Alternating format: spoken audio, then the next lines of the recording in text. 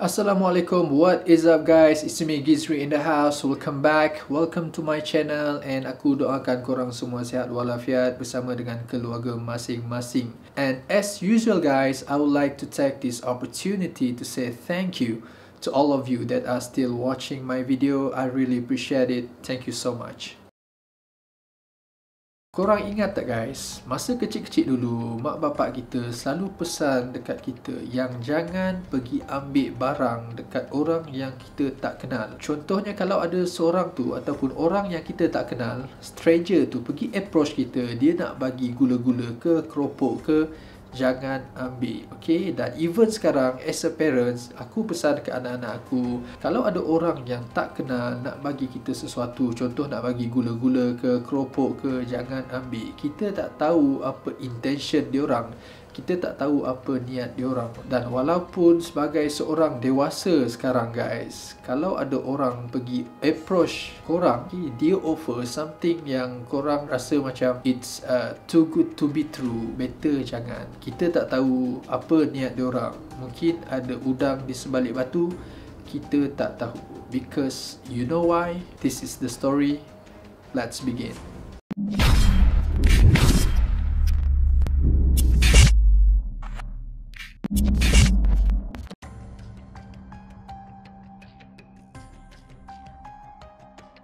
Dean Arnold Cole adalah merupakan anak kepada pasangan suami isteri yang bernama Arnold Edwin Cole dan juga Mary Robinson. Dean Arnold Cole guys, dia dilahirkan pada 24 Disember 1939 dan waktu umurnya 7 tahun, mak bapak dia ni iaitu Arnold Edwin Cole dan juga Mary Robinson telah bercerai. Tetapi tak lama lepas tu, beberapa tahun selepas tu, diorang ni get back. Kira macam diorang ni return back. Dan unfortunately guys, perkahwinan untuk kali kedua ni pun gagal. Akhirnya mereka pun bercerai untuk kali yang kedua. Dan selepas perceraian tu, Mary Robinson telah menuntut hak penjagaan untuk kedua-dua orang anaknya, iaitu Dean Arnold Cole dan juga adiknya yang bernama Stanley.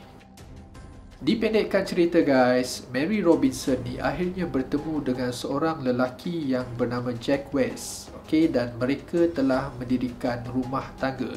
Dan selepas tu mereka pindah ke Texas guys. Selepas diorang pindah ke Texas guys, diorang akhirnya telah membuka satu kedai. Kira macam diorang set up satu perniagaan, iaitu kedai menjual gula-gula ataupun candy shop. Kedai menjual gula-gula ni guys ataupun candy shop ini telah diberi nama sebagai Pecan Price pada waktu tu.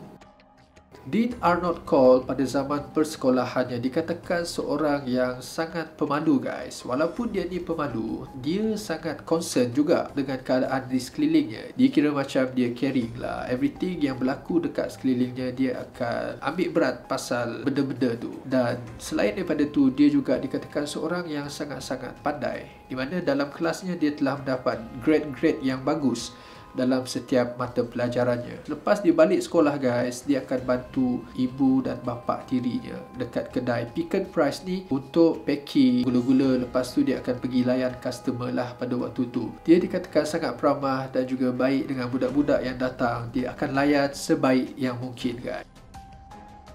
Tapi malangnya pada tahun 1963, perkahwinan Mary Robinson dan juga Jack West telah gagal, di mana mereka telah bercerai pada waktu tu. Dan selepas tu guys, Mary Robinson pindah ke Houston untuk membuka satu lagi kedai gula-gula candy shop dekat situ. Dan selepas tu dia telah melantik anaknya, iaitu Dean Arnold Cole as a vice president. Okay, dia kira macam dia lantik anaknya untuk tolong dia untuk uruskan kedai yang dia set up tu.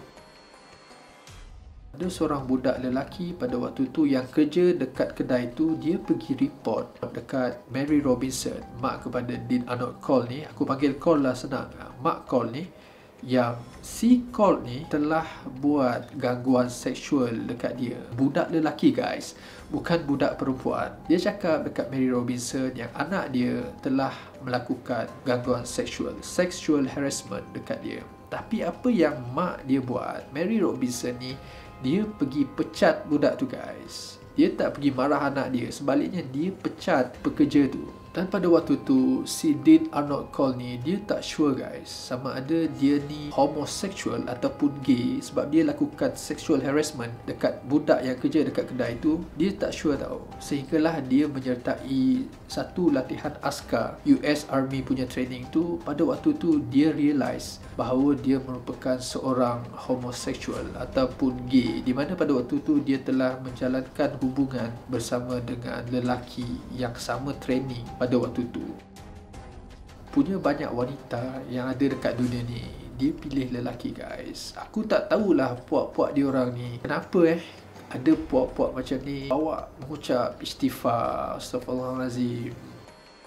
Dan selepas dia training tu guys, dia pun pergi balik dekat kedai dan tolong ibunya Mary Robinson ni untuk menguruskan semula kedai gula-gula tu. Dan selepas tu dia take over perniagaan tu dari mak dia guys. Sewaktu dia menjadi pengurus dekat candy shop ni guys, dia dikatakan sangat baik dengan budak-budak yang berada dekat kejiranan tu. Setiap budak yang pergi ke kedai candy tu, dia akan layan dengan baik. Okay, dia bagi, kadang-kadang dia bagi benda free dekat budak-budak tu.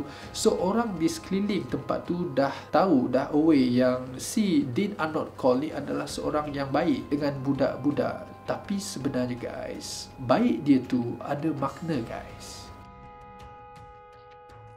Ada seorang budak lelaki yang bernama Brooks. Pada waktu tu umur dia 12 tahun. Dan si Dean Arnold Cole ni sangat baik, tahu tak? Sangat baik dengan budak tu. Sehingga budak tu cakap dia merupakan bapa angkat dia lah. Dia layan budak ni baik. So budak ni pun selalu pergi kedai and selalu pergi lepak dengan si Dean Arnold Cole ni. Tapi ada satu ketika tu guys, ada satu tahap tu, benda yang tak sepatutnya terjadi. Budak yang bernama Brooks ni guys, dia pergi ikut Dean Arnold Cole pulang ke rumah. Dan selepas tu, si Dean Arnold Cole ni offer dia untuk buat oral sex guys. Budak tu kira macam dah terhutang budi, tahu tak, dengan dia. Banyak benda-benda yang baik dia telah buat dekat budak tu. So si Brooks ni guys, nak tak nak, dia pun layan je nafsu binatang si Dean Arnold Cole ni. Pada waktu tu guys, si Dean Arnold Cole ni suka berparti tau. Dia akan invite budak-budak yang ada dekat kawasan kejiranan tu, yang ada dekat kawasan bandar tu, pergi ke rumah. Dan lepas tu dia orang akan berparti. Dalam parti tu dia orang akan mabuk-mabuk, dia orang akan minum, dan dia orang akan buat benda-benda yang macam-macam. So budak-budak remaja yang ada pada masa tu sangat suka dengan Dean Arnold Cole ni, seolah-olah dia ni macam supply benda-benda macam tu dekat dia orang. So dia orang pun selalu pergi lepak dekat rumah. Until one day tu, ada seorang budak, pada waktu tu dia telah dikatakan sangat-sangat mabuk dan tak sedarkan diri. Selepas dia sedar tu guys, si Dean Arnold Cole ni, dia pergi ikat budak tu tau. Dia pergi ikat budak tu dekat dinding. Lepas tu dia torture budak tu guys. Dia macam buat sexual harassment ataupun gangguan seksual dekat budak tu secara macam kasar, tau tak. Kira macam dia torture budak tu lah. Dan akhirnya budak tu dibunuh oleh Dean Arnold Cole. Dan pada masa tu guys, Brooks ada di tempat kejadian. Dia tengok yang Dean ni bunuh budak tu. Apa yang Cole cakap dekat Brooks, jangan bagi tahu siapa-siapa tentang perkara ni. Dan dia berjanji dia akan hadiahkan sebuah kereta dekat Brooks pada waktu tu. Dan selepas hari kejadian, si Cole ni semakin gila guys. Dia cakap dekat Brooks, kalau kau boleh bawa budak lain, budak lelaki, pergi berparti dekat rumah, dia akan bagi $200 untuk seorang budak guys.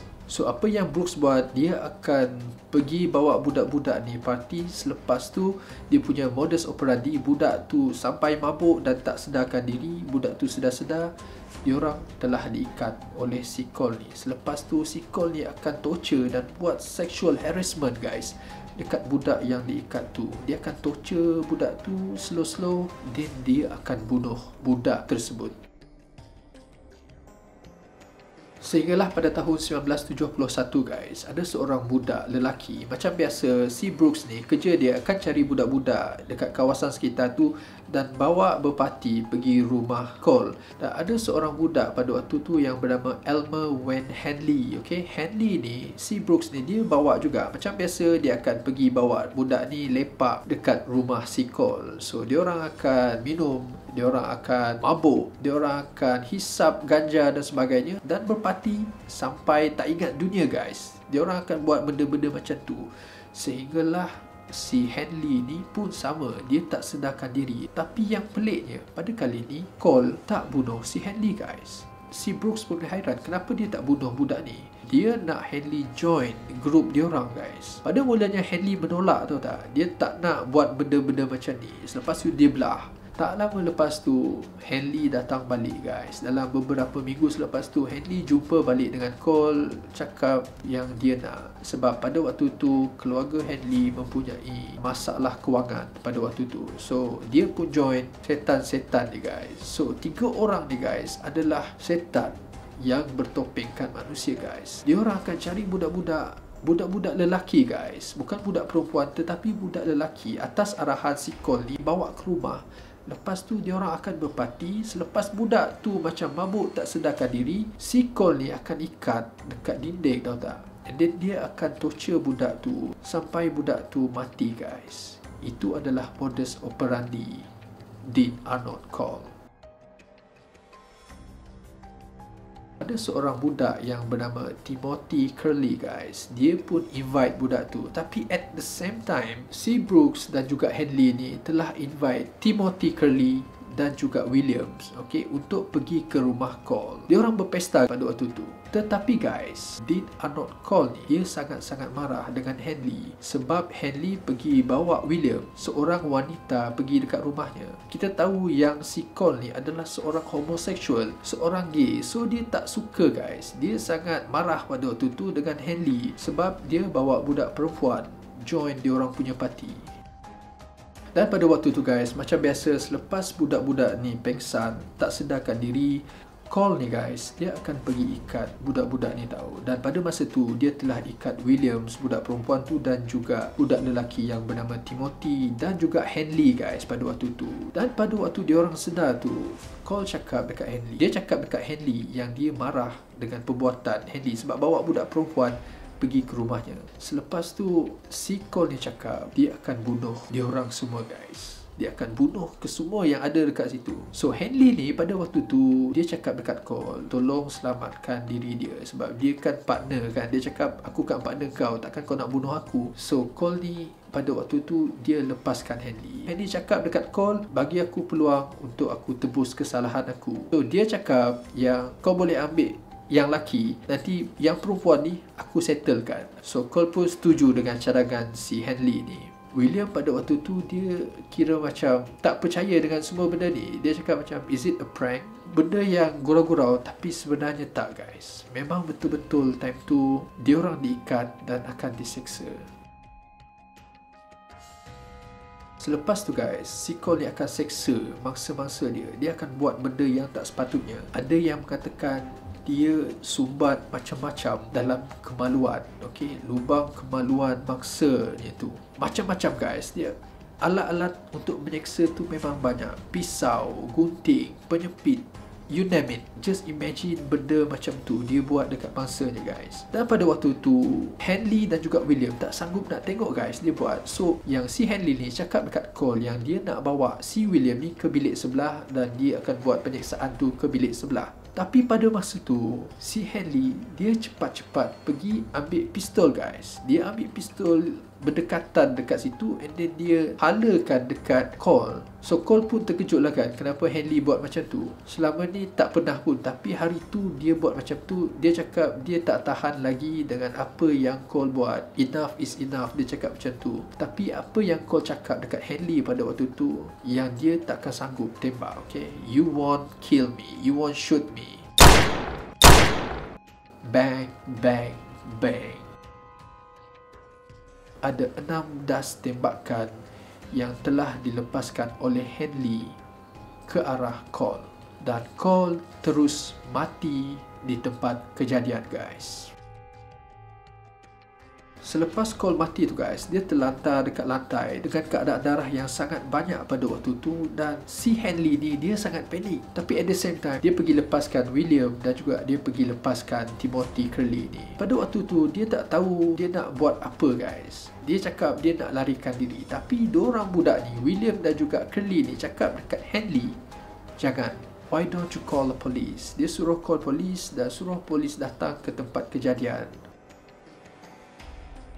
Dan selepas polis datang ke tempat kejadian, polis ternampak mayat Cole dekat lantai. Dan pada waktu tu, dia tangkap Henley sebab dia mengaku yang dia bunuh Cole. Tapi at the same time, dia cakap dekat polis yang si Cole ni adalah seorang pembunuh yang telah membunuh banyak mangsa guys. So, polis pun menjalankan siasatan ke atas apa yang diklaim oleh si Henley ni guys. So, selepas ditangkap oleh polis guys, Brooks dan juga Henley telah cakap dan bagi keterangan dekat pihak polis yang diorang ni memang bekerjasama ataupun bersubahat dengan Coles untuk membunuh banyak mangsa-mangsa. Banyak remaja yang telah hilang pada waktu tu tak dijumpai, tetapi mereka telah memberitahu di mana kawasan mereka telah menanam mayat-mayat tersebut guys.